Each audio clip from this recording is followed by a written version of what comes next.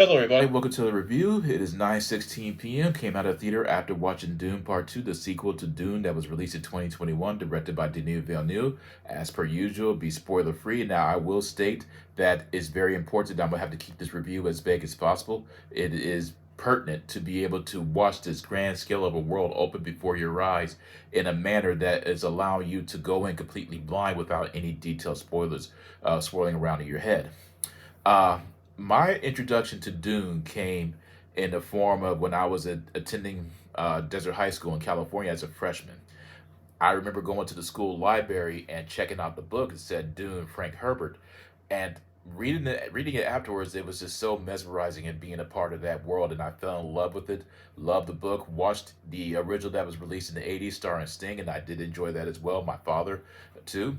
Uh, from then on out, I just became that much more interested in immersing myself within the world of the mythology of Dune, the characters, the overall concept, and the film that was released in 2021. I did enjoy it. It was very good, very beautifully put together as far as its visuals were concerned. But there was just something missing. There's something that just wasn't resonating within me at that time.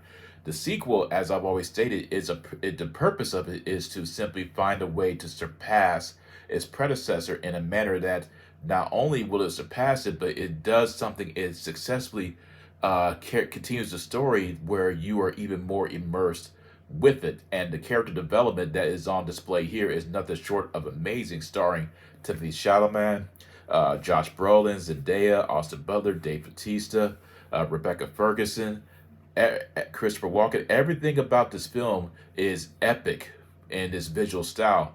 Denis Villeneuve returns in just with a story that really transcends how a sequel should be, especially when it comes to the character development, the themes of religious allegory and political landscapes, and the consequences of war. Uh, the story with Paul Atreides uniting with the Fremen people in their continued quest in the war against the Harkonnens, and knowing Harkonnens, excuse me, that he is the prophesied Messiah that is going to lead them to glory. One of the things that was very immensely impressive about this film is that even though as beautiful as the visuals were in the first film, this takes it to a whole nother level with just the desert, the absolute barren desert of this on the planet Dune. You're just watching this world become that much more larger and more grandiose, and more characters coming into the forefront, and each one of them are unique in their own manner. And with Timothy Chalamet as the character of Paul Atreides, let me just go ahead and state, he literally puts on an acting clinic with this film.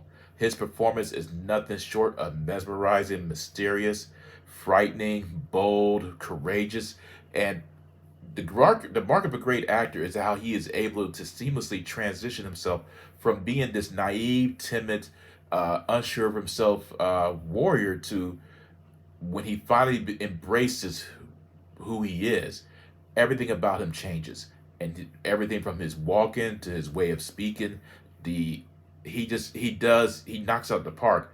Zendaya does a great job too. Me, everyone involved is just absolutely at the top of their game.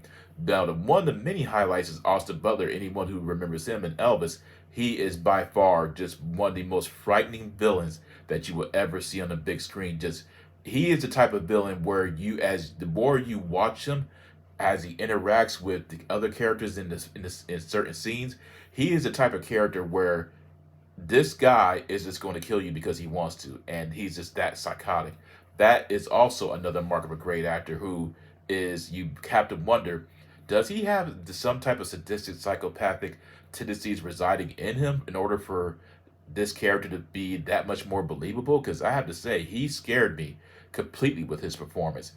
Everything about, once again, this film is just so magnificently put together and perfectly paced. It doesn't feel too long. I will say that there are some significant changes that might more or less alienate the hardcore Doom fanatics. I don't want to say it in a manner that is going to detract them from enjoying it, but I will say that depending on how you view the changes from your perspective, it's either going to make you that much more curious and more anticipated for the sequel that I'm sure they're going to release at some point in the future, or maybe you're just gonna be like, why did they have to change it? Me, on the other hand, the changes didn't necessarily put me in the perspective of not enjoying it. For me, it just really made me go, okay, you know what?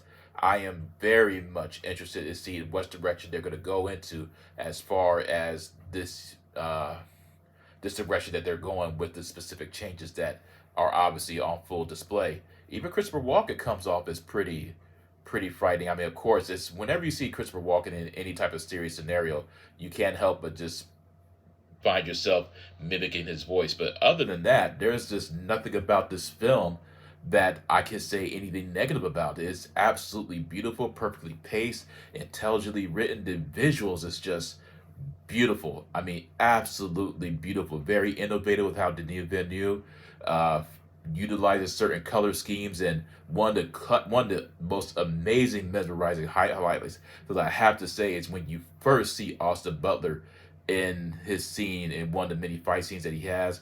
And I don't want to go into any type of spoilers, but it's just beautiful. I cannot express enough how much I enjoyed this film, and I sincerely hope that anyone who watches this review will spread the word to their friends and family. It does get dark, it is pretty violent, and I do believe that the important element about this film is that they managed to more or less, Denis Villeneuve managed to more or less find a way to not have it be so bogged down in the details and bore the audience. It basically improved every single aspect of what came before. And this film is by far the most perfect film that has been released in 2024. And with this wonderful, epic music, elite acting performances, just intricate, detailed, pristine, crystal clear visuals, everything just absolutely perfect. I highly recommend it. It's a full 10 out of 10, 2 thumbs up. I hope you guys do get a chance to watch this film, and when you do, let me know in the comment section what you thought about it. Please visit me on my Discord. And that is my review of Dune Part 2. The next one is going to be on Imaginary that comes out next week. Take care, and I hope you all remain safe and healthy. Peace out.